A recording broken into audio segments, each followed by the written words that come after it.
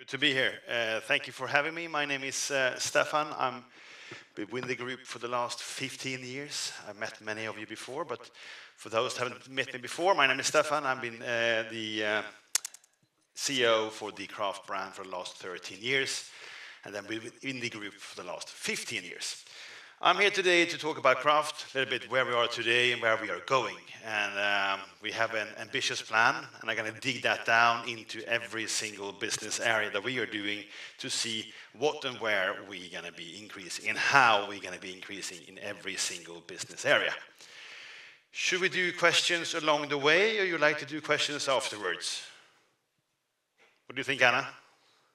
Questions along the way? Yeah, I think it's easier to do questions along the way, so just raise your hand and we have a microphone. Okay? All right, so a little bit of a throwback. We started in 1977 with the brand. The Air Force of Sweden was asking for base layers for the fighting pilots. They were wearing cotton base layers. They came to a Borås company, which is outside Gothenburg in Sweden, and they asked for a base layer made for moisturizing away all the sweat from your body. A man called Anders Bengtsson got the task in AC Tricot in 1977, and he invented a base layer made of a polyester fiber. That was the first product, and the brand Craft was born in 1977. Craft comes from the English word of handicraft. A pretty bumpy road along the way. We were really good in the 80s with Ingemar Stenmark and Gunde Svan and all these legends. And Torsten acquired the company after 2 bankruptcies in 1996 for 1 Swedish crown. Today we do roughly more than 200 million euros. We are in 70 markets, and we're trying to challenge the big ones out there. And we are an outsider, but we just love this big challenge. And we have some ambitious plans. And we love ambitious plans in this group. So we are planning to double the business into around 400 million euros to 2030. That's the target. And how? And who are we? Well, we are Swedish Endurance. And we are pretty unique by being Swedish Endurance. There's a lot of Swedish brands, especially within the outdoor sector of this world, but very few that being Swedish Endurance. Most of our competitors, when it comes to the teamwear business or to the running business, they are German or American or French. But we're going to stick to the Swedish heritage and the Swedish endurance. And there is something really, really good to this, which we see that Volvo Cars or IKEA is using pretty strongly, and we're also going to use it very strong for the future years. Key markets, as it is today, are these ones. I would say the Dutch area, the Nordics, Benelux, and also North America. And we do have our business divided into 5 different business areas. We are not just like someone else. We are not just like Nike or an Adi or an Under Armour or a Fjällräven, because we do things differently. First of all, we are a new wave company, and we act a little bit differently. We are a little bit more entrepreneurs, and we love a big task, and we love this challenge, and we act pretty quickly. We're not a big, giant ship. We are a little bit more agile. And we do 5 different business areas, which gives us pretty good, solid basement to stand on, but also giving us a really good profitability. Because if we just did, as Torsten said this morning, if we were just today, depending on the base layers being sold at the Intersports and Sport 2000 of this world, we would have a pretty hard task. Just look outside, and it's hard because the curtains are down, but outside is pretty gray, and it won't be -5, I'm telling you. It's not really the base layer season yet. How many of you have been buying a winter jacket? So basically, retail selling from the shelves, base layers, bike bibs, etc., is pretty challenging. But we do so many more things, and we're really happy that we launched the teamwear business around 6-7 years ago. That's been helping us to be having an easier way of growth. But these 5 ones we're going to dig into today, and if you have questions, just fire them off along the way. We're going to start talking about the e-commerce business. And when we talk about e-commerce business, it's us selling to the consumer. And this is an increasing business. This is by percentage the highest growth we have so far in this brand. This year, the highest growth. But as Torsten says, it's easy to increase on bad numbers. So they are still small, but we are increasing a lot. We do think it will be about the same percentage, maybe a little bit more when we come to 2030, but keep in mind we're doubling the business. This is doing well. And here we see the consumer behavior is a little bit different. We are, in general in this room at least, a little bit older than the younger generation. Young generation are acting a little bit differently. They are not going maybe to the intersports of this world in the same way as we did when we were young. So the consumer behavior is different. And we need to reach these consumers in a different way. It is not a competitor to our retailers because we have all the assortment online here. And we know that about 1 to 2 people out of 10 is actually doing the acquisition and the buying online. That means 80 to 90% is starting the journey online on our page, but actually buying somewhere else. So we can see a correlation between our e-commerce and having a success in the retail. So today is not a competitor. Today is not a problem for Stadium that we are having an e-commerce. That's simple how it is, and it's an inspiration for them to get more consumers. So why e-commerce? Well, it's good margin, it's good EBIT. Even though there is returns, and I won't hide them, there is returns within the e-commerce business, even though the margins are much higher. We reach much more new consumers. We're going into markets today without going to a retailer. We're going directly to the consumer with e-commerce in new markets. So in many markets, people think we're just doing the footwear because we're going in with footwear, for example, in Israel or in UK, for example. So that was not the case in the past. Entering new markets, as I said, and lead the consumer journey. Even though they're not buying at our page, the inspiration starts at their own e-commerce. Super important for growth, but super important for EBIT and profitability for us. How? Well, running in footwear is important online. We know that the footwear is much more interesting for the consumer. We know that you as runners look more into the footwear than a pair of shorts. We thought for the first 40 years of this brand that a shorts or a pair of t-shirt was super interesting for the consumer. And it's not. And I'm going to tell you more about it. Centralized e-commerce and then a team in the HQ in Borås, which lead in this journey. And it's good. We have some really good talent factories around us in Borås, as you know, that we can be using for expanding this journey with e-commerce. I will come back to the footwear discussion and presentation about the footwear and the shorts a little bit later on. Retail wholesale. Today is roughly 40% of the revenue. We think they're going to be staying-ish as it is in revenue, meaning it's going to be less in percentage to 2030. And why is that? Well, I think I answered pretty briefly about this is the hardest thing we do today. So again, if we were just depending on retailers around the world, we would have a harder time. So this one is standing still, or actually decreasing for us, while the other ones are increasing. Retailers is tough due to the behavior of us consumers doing things a little bit differently. And again, it's hard. It's hard to be buying winter jackets 9 months ahead and then hopefully sell them to you when you enter the store. So retail is tough. But it's still the largest channel for consumers. We can be talking about e-commerce as much as we like. We know that retail for us in the sporting industry is still the biggest channel for the consumers. Though, the problem we have with some of our retailers are they doing home brands. They're doing their own brands. So in the past, when I started Craft in 2010, there was no base layers basically with the home brand. So we own the whole category of base layers at Stadium, for example.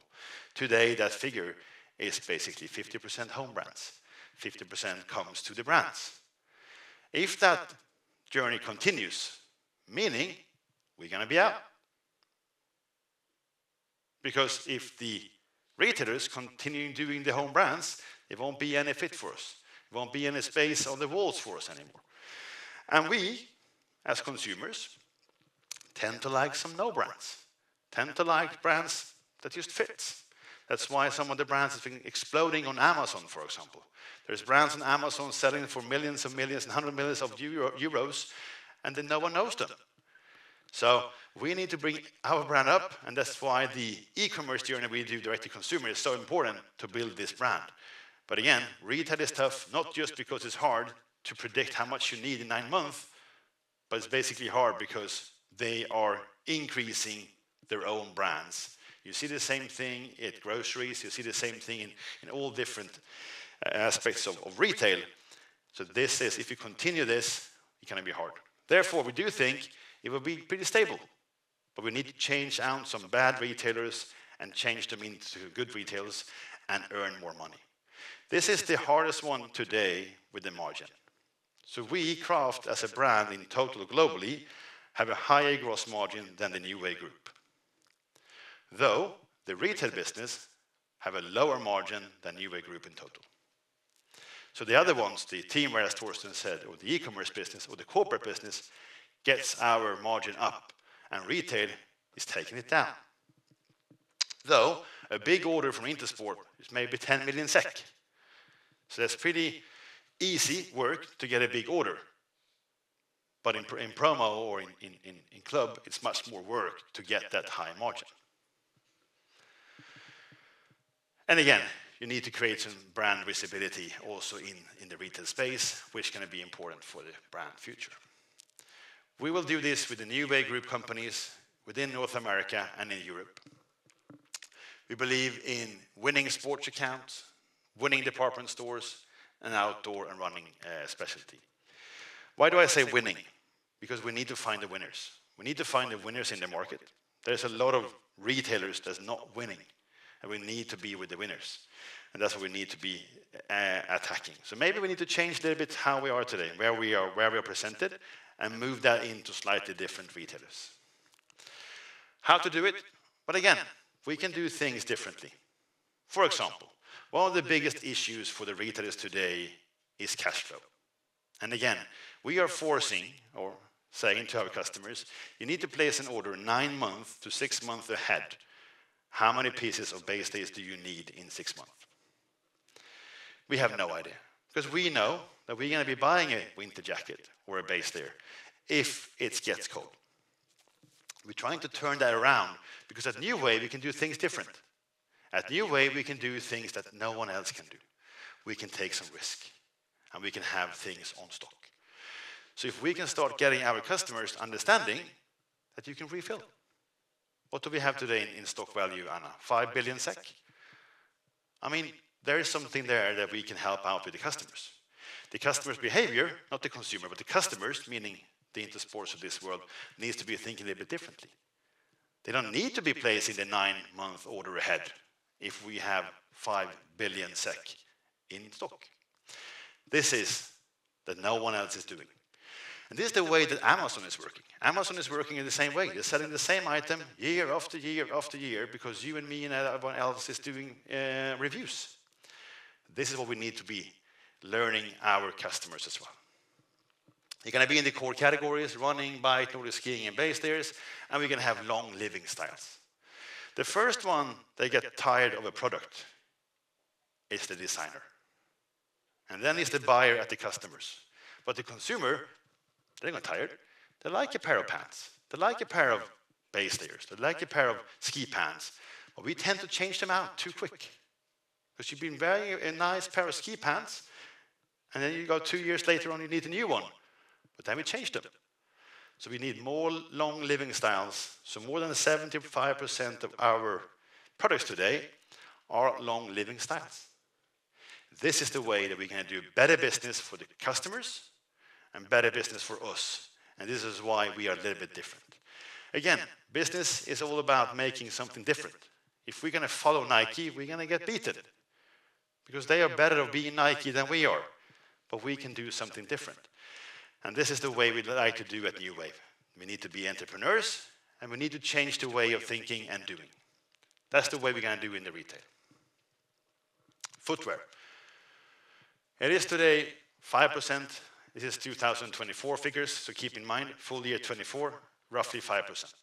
Looking at being 15% in 2030, but this is a super important category in many ways. Why? Well, the running gear market is one of the highest valued industries in our business. So basically, you can't compare the amount you're selling, or the value of the category of footwear compared to base layers. That's pretty big difference. It's global. Maybe we think a t-shirt is global, but a t-shirt in the US has another fit. A t-shirt in Europe, another fit. And if you go to Asia, they're going to be an Asian fit. There can be 3 different fits, but we do think a t-shirt is a t-shirt. But shoes are the same. Maybe it's the French size, or the UK size, or the US size, but they're all the same. They're all the same. Maybe how you see them in the label of sizing is different, but it's global. And it's something that we all do around the globe. And if we make a great success in footwear, you're going to see a tremendous uplift in cap value for the brands, or for the group. So you see what Hoka has been doing, or the On Running has been doing in a pretty short period of time. That's what we mean. This is so important. And as I said, it's global. And again, it's the most popular sport among you consumers. This is what we, as consumers, are putting up on Strava. Running is the biggest activity that we do. It's the biggest, basically, sport in the world because we do it. We don't do it in a club, maybe, but we do it just running down the streets, going to the park, or running at the gym. So running is basically the biggest one. And I was talking about t-shirts and shorts and footwear. And this is how we, as consumers, are Googling about different products. So the yellow and red line here is how we are Googling about running shorts and running t-shirts compared to the interest of the blue line, which is footwear. So for 40 years, we were down here talking about things that basically no one cares about. If you go to an Intersport store, buy a t-shirt, it doesn't really matter which brand it's going to be. Well, you have some preferred ones. Maybe you won't leave that store, oh, they have my exact Nike, Kraft, Adi, whatever t-shirt. But when it comes to the footwear, you're much more picky. You're Googling. And this is the interest. It's the same thing for bike, because the bikes are most important. And then the apparel coming down under. So why we're doing this is basically to get also more attention. Because we know the more footwear we sell, the bigger brand we're going to be, and the more interest we will get for all the other products. It's basically leading the way. How? Long plan, Swedish design, coming back to that. Digital presence, ambassadors, influencers. We were in New York now doing the marathon, made a co-op with the pizzeria that turned out really well. Interact with the local community. We need dedicated footwear sales reps. And we need to be present in stores. And we're starting this on the highest level, selling to the Löplabbet of this world, the running specialty. Where are we doing this? Well, we're doing it with the New Wave countries, but here we also do it with external distributors that are helping us in other parts of the world, such as Asia, Latin America, South Europe, etc., etc. And again, talking about the home brands that I said at retail, this is interesting. When it comes to running, there is no home brands. There's no competition with the home brands for running. You won't be paying 3,000 SEK for a home brand of a running shoe. But apparently you can be paying 250 SEK for a t-shirt saying a home brand. But you won't do it for the footwear. 2 reasons. It's pretty hard to make a shoe. Big investments. And you are more picky with what you have on your feet than what you have on your body. So we are meeting a big competition, of course, with some of the bigger brands. We're not meeting the competition with the home brands.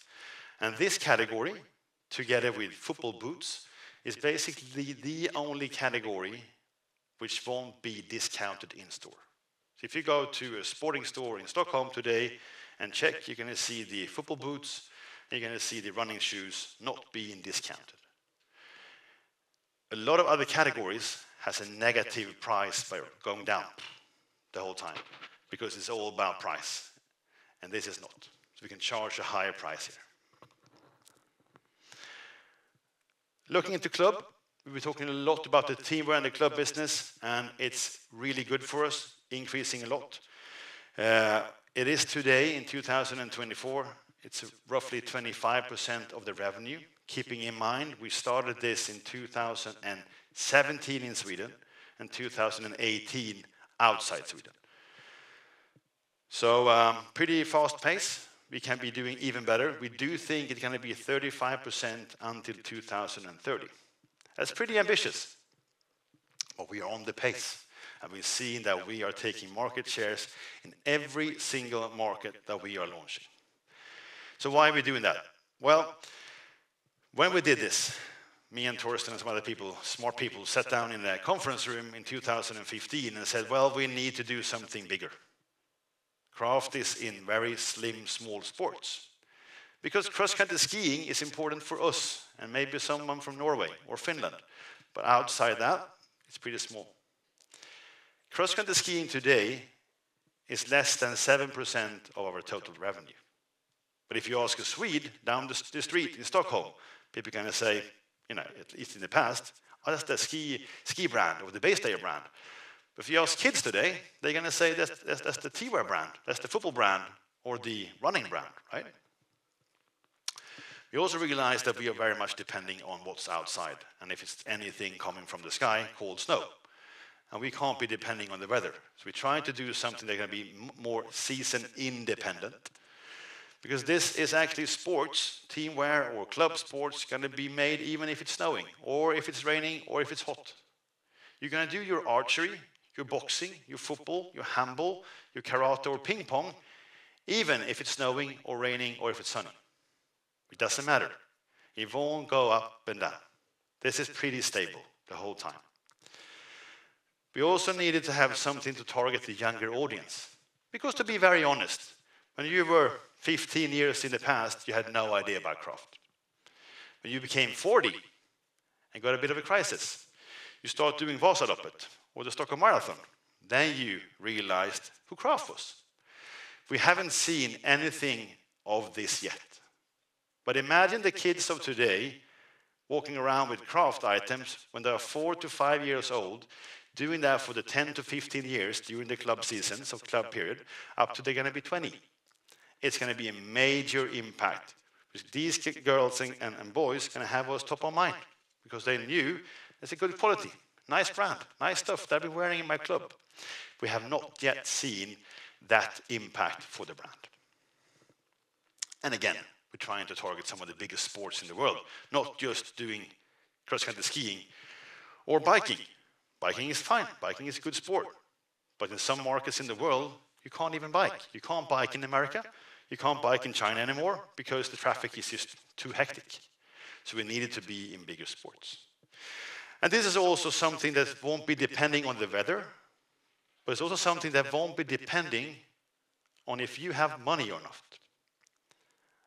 If you look to yourself, even though with high inflation, how many of you have been saying to your kids, no, there won't be any handball practice today because we can't afford it. It won't be the first thing you cut away, I'm telling you. You won't go to Thailand, you won't buy a new couch, or you won't buy a new car. But taking away the kids' activities? No way. So what we can see, this is very stable. And we signed a contract. We signed them for 5 to 6 to 7 years. So we know for 7 years that we're going to have this amount of business coming. Really good and smart way of doing it. High margin, you pay a little bit to get in with some free goods to a club, but you know how much of revenue you're going to have for the coming 7 years.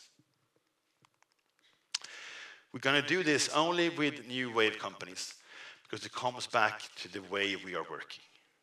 Salespeople, stock, and being out in the market. We're adding on now, UK and Ireland, as Torsten said, we're opening up in Ireland, a new warehouse in Q1.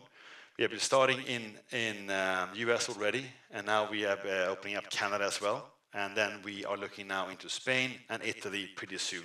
So we're meeting the Spanish guys and Italian guys next week to start doing that journey as well. So how to do this? Well, it's pretty easy. It's just to be the best club supplier in the world. If we, to 2030, are going to be the best club supplier in the world, we will have a revenue of 150 million euros. I promise you. This is the only thing we need to be the best club supplier in the world. This doesn't mean that we need to be the best brand for club. Because there's a big difference between the footwear way of buying and purchasing something for a club. So if you are a club, you are a parent, or you are in the board for a club, and someone is pointing at you and saying, you know what, Henrik, you need to be deciding what kind of brand you need to have in your club. That's going to be a pretty rational choice. If you ask the kids still, they will say Nike, Adi, because that's what they've seen on television. And they've seen. But basically, you know, they maybe won't be the one delivering the most.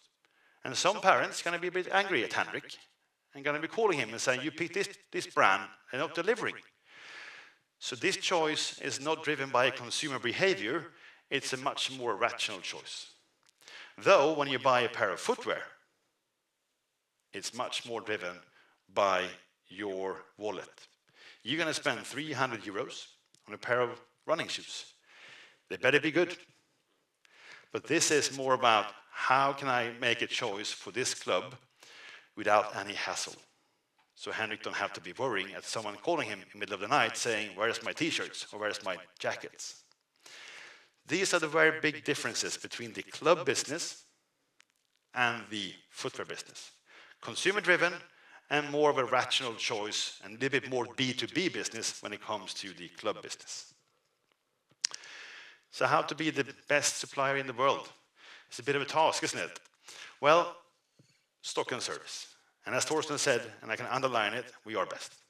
We are the best to delivering. Because again, we have a 5 billion SEK in stock. And a lot is teamwear, because teamwear now is really increasing.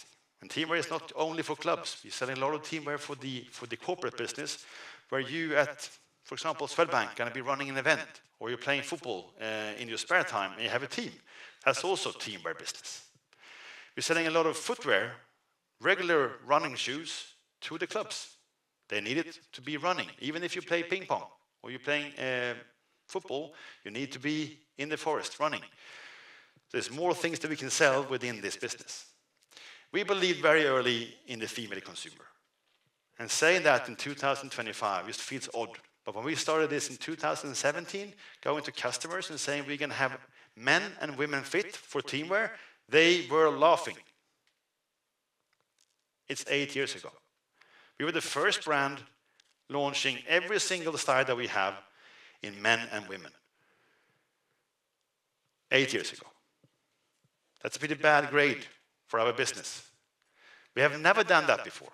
As the craft brand been doing base stayers and cross-country skiing things for 30 to 40 years, Charlotte Kalla doing cross-country skiing won't have a suit made for a man.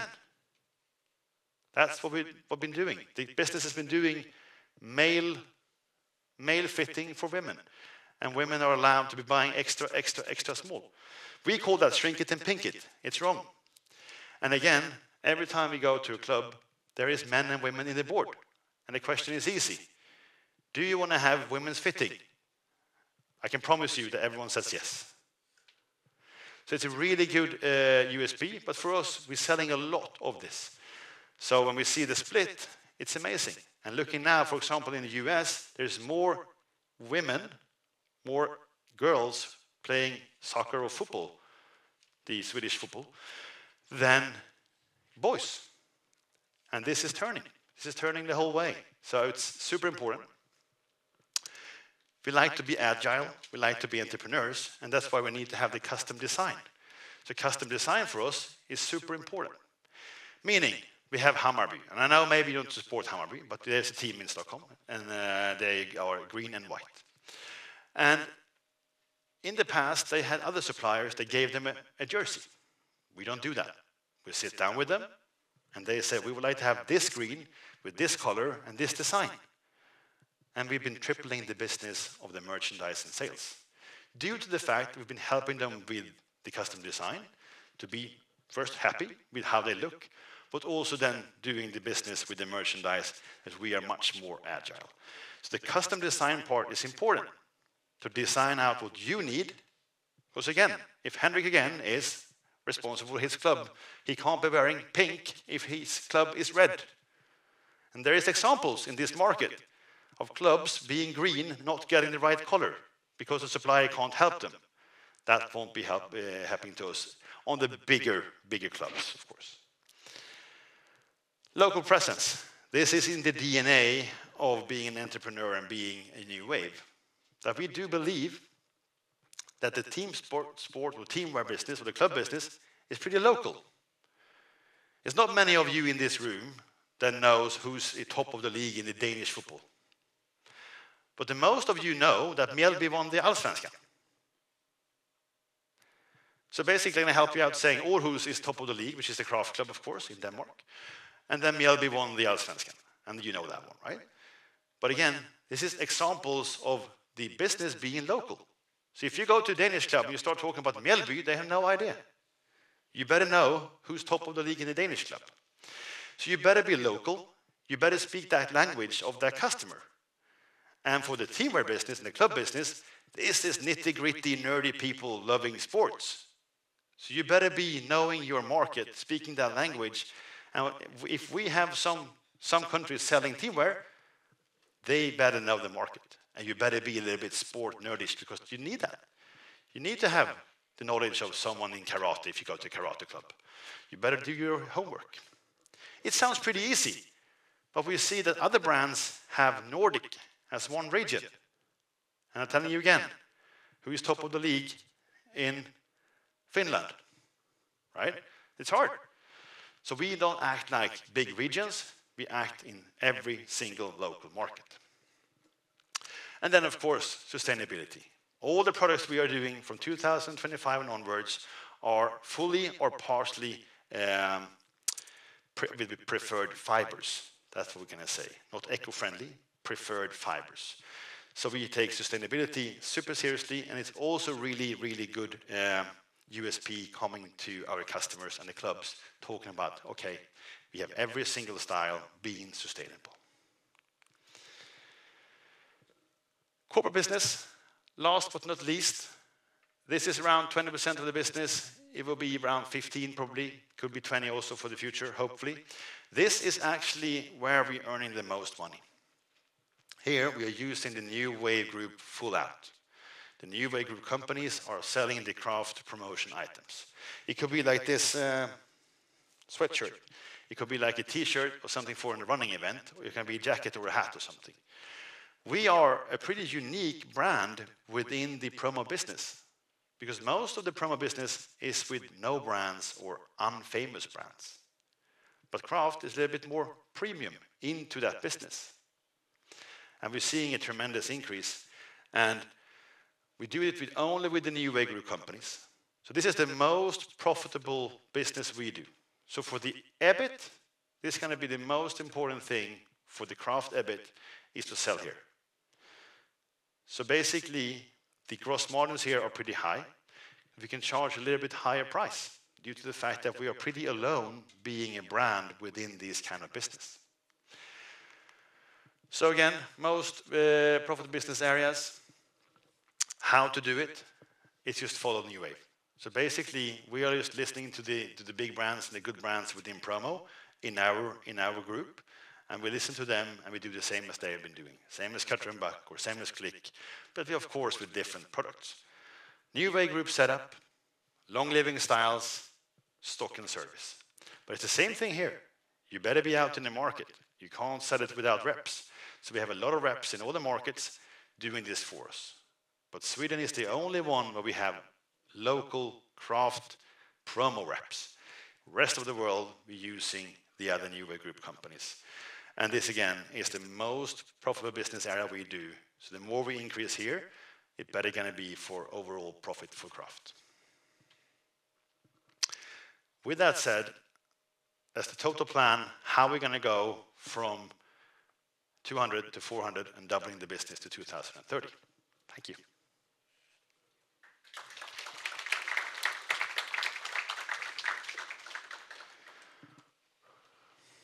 Questions?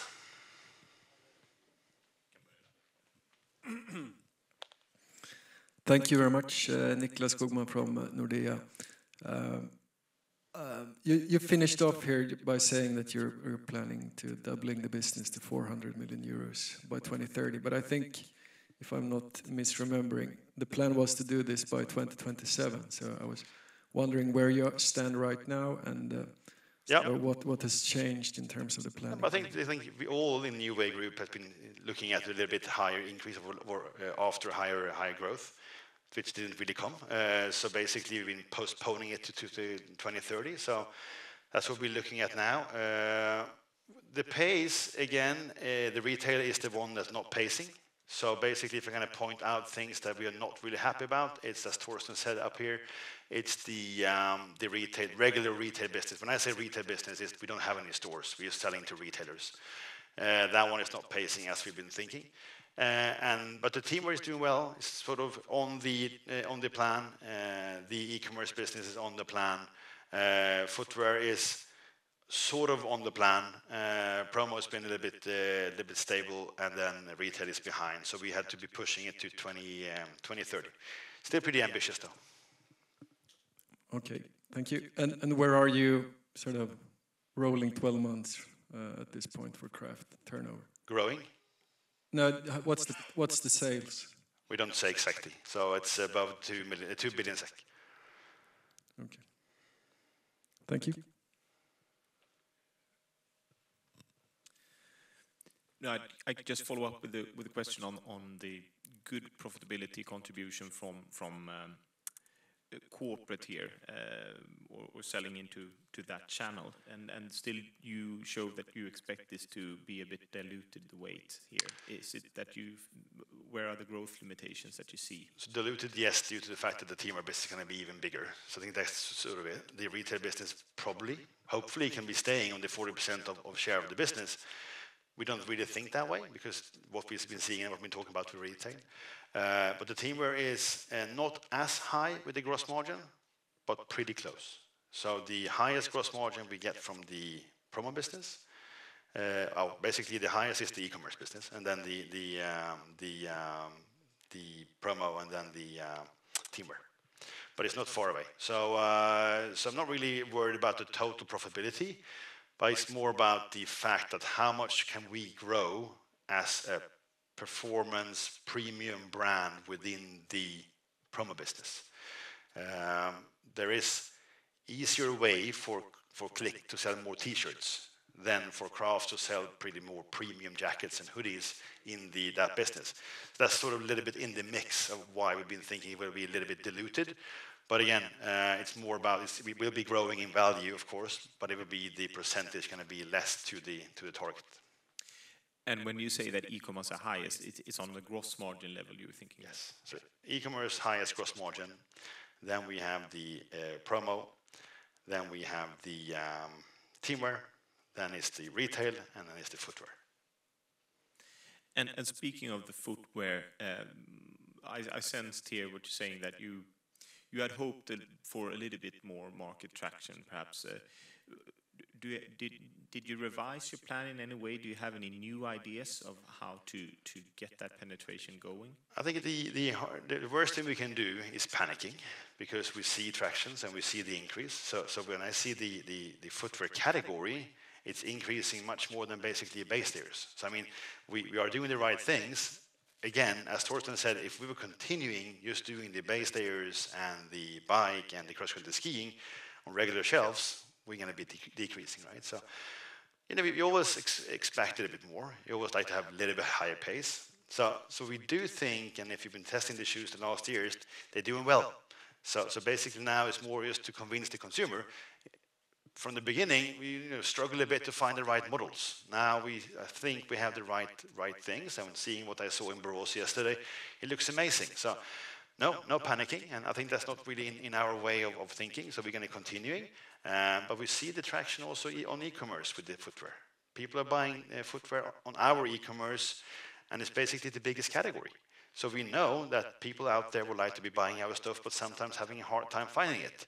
And that's sort of what we need to be doing in the future, even more distribution. But again, convince all these people that we're going to be the brand. And again, it's harder to do that with the consumer-driven decision compared to this club decision, which is more about the rational choice.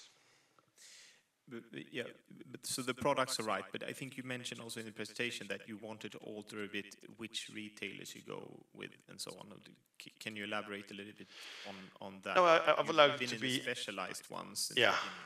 If you ask me, I would like to sell to a lot of customers, but of course, you need to be sort of on the pinnacle stores from the very beginning and sort of dripping down. So in Sweden, we are mature enough now to be entering the Intersport and the Stadium and the XXL of this world, to be honest. In some of the other markets, we most likely need to be building a little bit more on pinnacle stores from the beginning and dripping it down. So it's different phases in different markets where we are, but I would love to be for you to see us in a regular Intersport store with the running wall. That's going to be, when you see us up there, then we're going to be catching up some speed. Because again, the running specialty in this market is pretty small. But if you look at into the market in the US, Daniel, how much is the running specialty? The run specialty channel in the US, which is approximately 16% of the market in the US, sells more than 8 million pairs a year. So the running specialty in US is pretty big. In the US only. Due to the millions of people living there. The running specialty in this market is pretty low.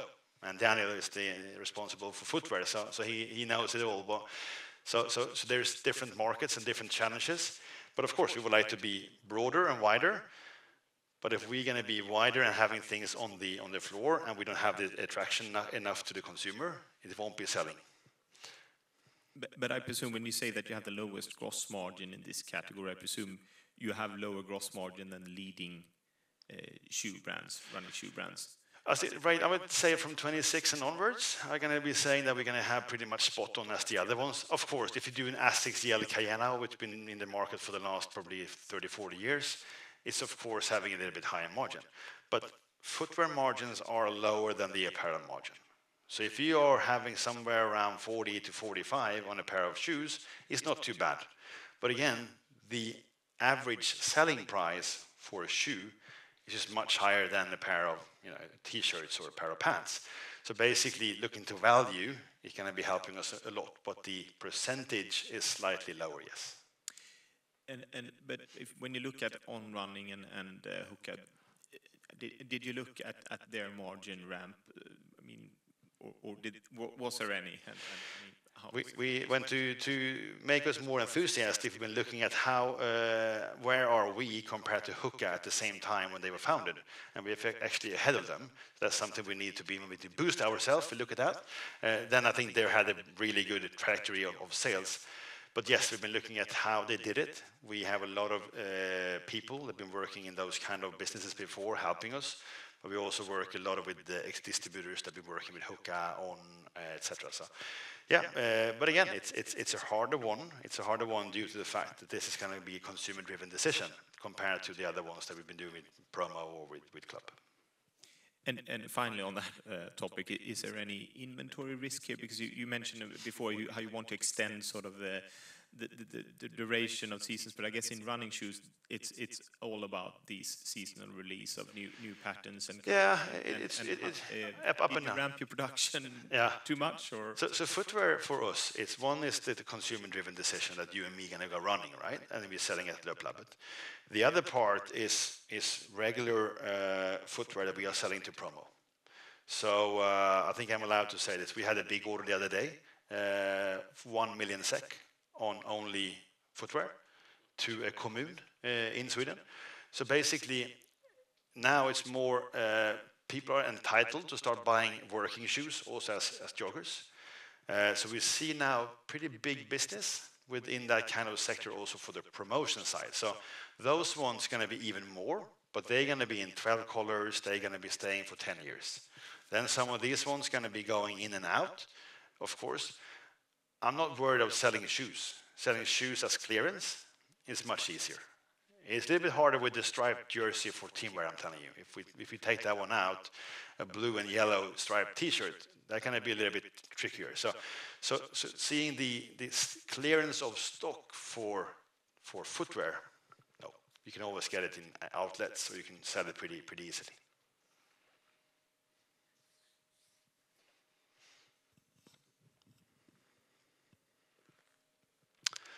More questions? Yes, we have some more questions here. From Torsten? I guess maybe you should mention something about next step in shoes, the category shoes. Yeah, so next step in shoes is that we're going indoor. So the running shoes is pretty tough. I mean, we've been talking about it. It's a pretty tough environment. Indoor is not easy, but it's a little bit easier. We have some of the bigger players and the bigger brands are not really in the indoor. So we will launch the indoor. Daniel is behind in the back here. He's working hard with the indoor shoes. So it's going to be launched within some years. We have not set the date yet. We are testing it and it needs to be good. So indoor shoes, meaning that we can use it for floorball, for handball, for futsal, for racket sports, ping pong, and those kind of sports.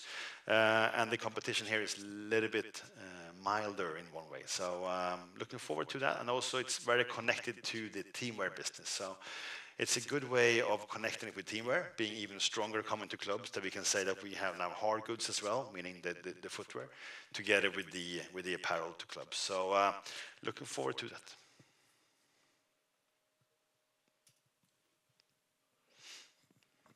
So, Andreas with SEB again. Can you talk a little bit about the US teamwear setup? You started a year ago or so.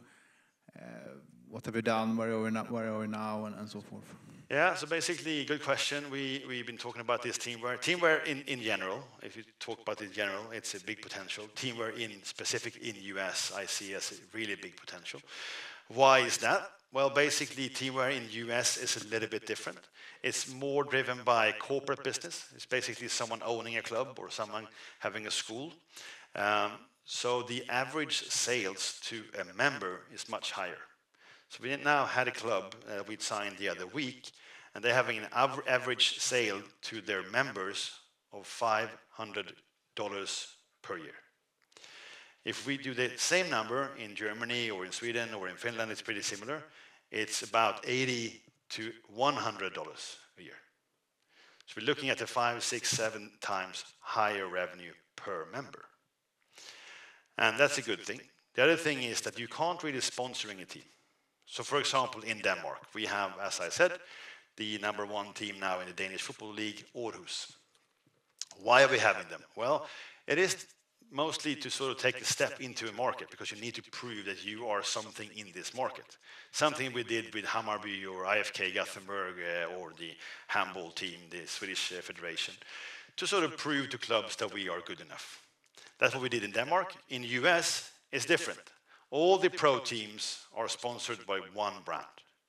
So the MLS of soccer in US has one sponsor. If you go to the baseball or the American football or the basketball, it's the same thing. They are sponsored with one brand. Meaning, you don't really have to go the sponsoring way to find a way of getting into the market. Third thing is that a lot of brands are pretty sloppy. They're not really bad of delivering. Even though you think that in someone's home market, they're going to be good. But we see they are pretty bad. So most of the customers that we see when we meet, they need to pre-order every single item they need for the next season. And I talked before about Intersport having a hard time pre-ordering base layers for a season. Imagine pre-ordering yellow t-shirts and black shorts and yellow socks for one club in size 122 and 128 and 134 and 150. It's going to be impossible. So it's basically no one having good service. So what we see is basically a brand called Capelli, pretty unknown for most of you. They are now having a revenue of more than $100 million in the market. came from nothing because they promised really good service, they are struggling a bit. But it's a proof that it can be pretty fast growing. So now, to answer your question, yes, it's doing well. We are ahead of our plan for this season. We are meeting a lot of customers saying, finally, someone that can be delivering. Some customers that we meet, and I met them myself a few times, they think we are joking.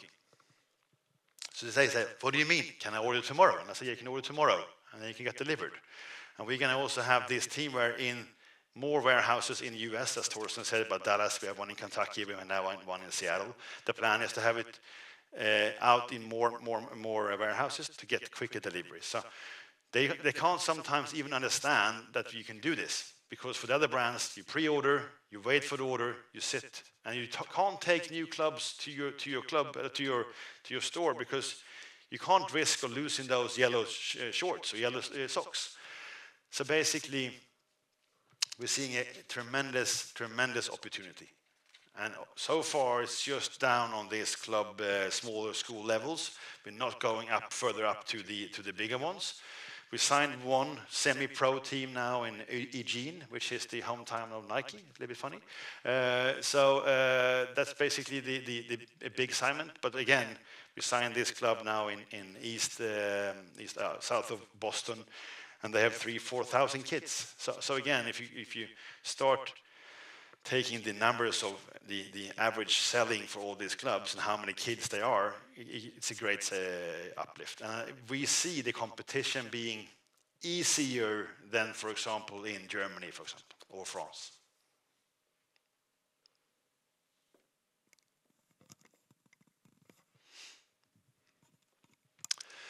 Any more questions? Can I add on one thing? Yeah, sure, Torsten, shoot. Can you talk a little bit about how we use the whole group in merchandise? Because actually you mentioned Hammer before, and they were at the office, I don't remember if it was yesterday or the day Yesterday, before. Yeah. And discussed the merchandise for 2026. Yeah. And when I was listening, the craft salesman discussed coffee mugs. So can you comment a little bit there? Because that's something that Nike, I did no one else can do. Yeah, so as Torsten is saying, we can do offering much more things to all the clubs, even smaller clubs. Small clubs also need mugs and scarves and hats and all these kind of things. But for the bigger ones, we can be supplying from all our brands in the group. We can be supplying merchandise. So when we do this, we see a bigger uplift, of course. If we sign a bigger club, we can start calculating a little bit differently. There's two ways. This one is selling to the network, promo business, that's separate, and then the merchandise business within that club. So in Hammarby, we are selling, I think it's around 8 million now, only from other things that's not basically apparel and things that we do with craft, meaning bags, glasses, coolers. It could be Jobman workwear for carpenters. They're buying that with the Hammarby logo onto it. So around 8 million out of the, I think, 30 we do is coming from different business. And if you start calculating this opportunity in every single club we go to, it's pretty big. So it's pretty hard for them now to say, oh, we're going to change craft out and take on another brand, because that brand can't do that. Sometimes we're having a hard time getting in because we're a little bit unknown still, right? But when we're in, we just continue and continue. So basically, the contract with IFK Gothenburg is now extending again to 2031. And I think it's important to see the leave rate, what we call it, the leave rate, how many clubs that are leaving us is very low. And we did Umbro in the past. For 20 years ago, we had Umbro. And we had a 25% leave rate of every single club. 1 out of 4 left us when the contract expired. With craft, that's less than 5%. And this thing with the new wave makes it a little bit harder also for them to change. But again, I think all the things that we said in the presentation also makes it a little bit hard for them to change. But the merchandise is a big uplift. Torsten was saying that we are now launching a new brand called Untagged Movement. Untagged Movement is basically T-shirts and hoodies without a logo. That means, and this is pretty important thing to know, this means that we can go to any club. Because in contracts today, the other brands are a little bit worried. So they're writing in, you're not allowed to work with Craft. You're not allowed to work with other brands. Fine. But at New Wave, we find new ways. So now we have garments without logo. Meaning that we can start doing merchandise for every single club, any club. And we don't mind if they have Puma or Nike or Adi or Under Armour or whatever. We don't have to do the jersey. We can do the coffee mug. And we've been doing that in the past, but now also we can do t-shirts and hoodies with no label. And then we can be printing the club name back in the neck instead. So this new thing with the no label project that we are now launching, it sounds maybe a little bit, like just a brand, but for me this is revolution. For me, this is one of the biggest brands they've been launching in the last 10 years, because, to be honest, this opened up a totally new world for us. Meaning that I, as a craftsman, can be calling to a club sponsored by another brand, and most likely they will have to have a meeting with us. Then if we can't do the craft thing, then I have something else. And it won't be a competition to the other brands, meaning that we're going to have some really big uplift. So the merchandise part of New Wave, I think it's still a little bit underdeveloped. I think we can do even more. Even though we do good things with Hammarby, there's much more in the potential in that teamer business. So the teamer business, we are planning for 35% of the total revenue, is one thing. But I do think the revenue can be as big only with the merchandise, or maybe even bigger. Because merchandise sales like t-shirts are amazing. So if we look into, and sorry, Magnus, if we look into, for example, we met a really big German club the other year. 40% of the sales comes from the brand.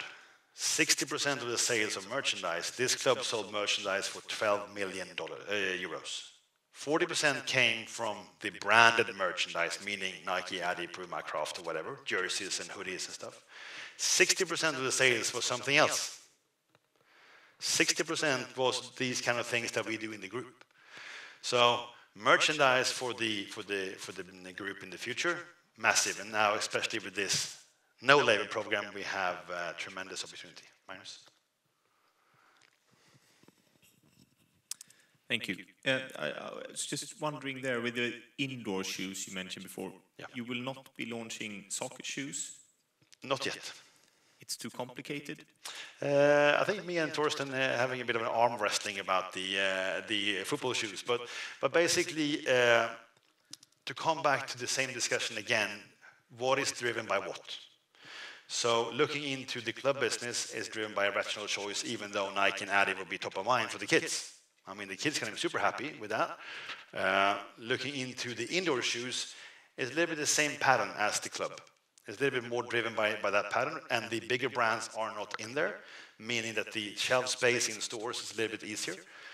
But looking into the football boots, it's very much driven by two brands, and it's super driven by your personal choice and a consumer behavior.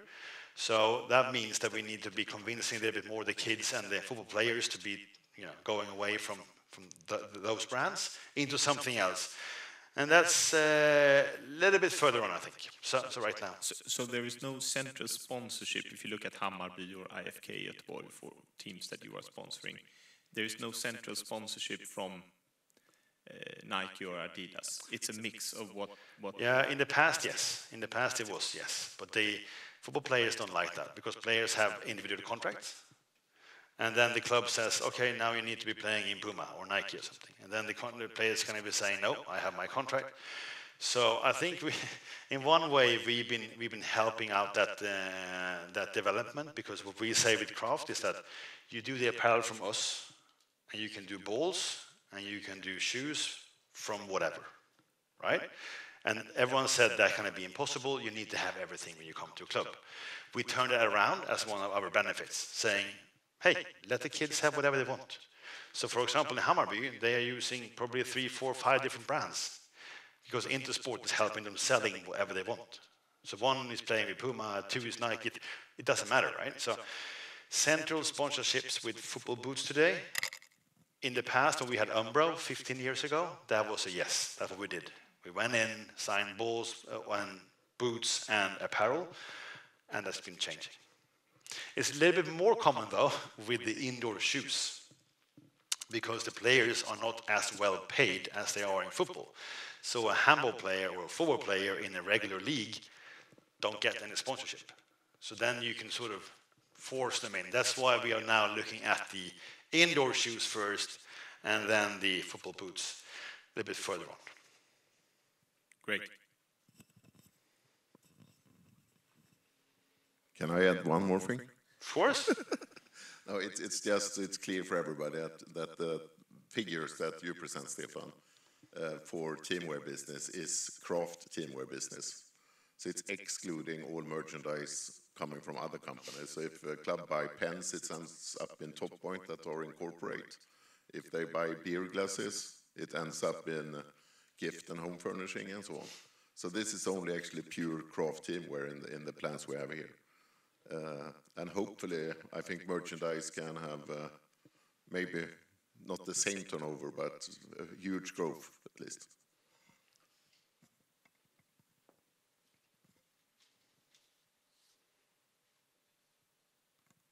Great. Anyone else? One final question. Yeah, sure. I know you are aiming for Stockholm Marathon next year.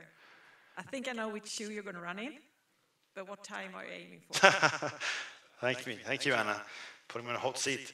I tried to do the Super Pro this year, but I changed my mind because I'm not that fast, so they're going to be hurting my calves. I did this year with the endurance. I think I did 4 hours something, 50 or something. So if I can be below 4:30, I think it's going to be enough. I don't have the shape and the body of a runner, but I try the most to run the marathons.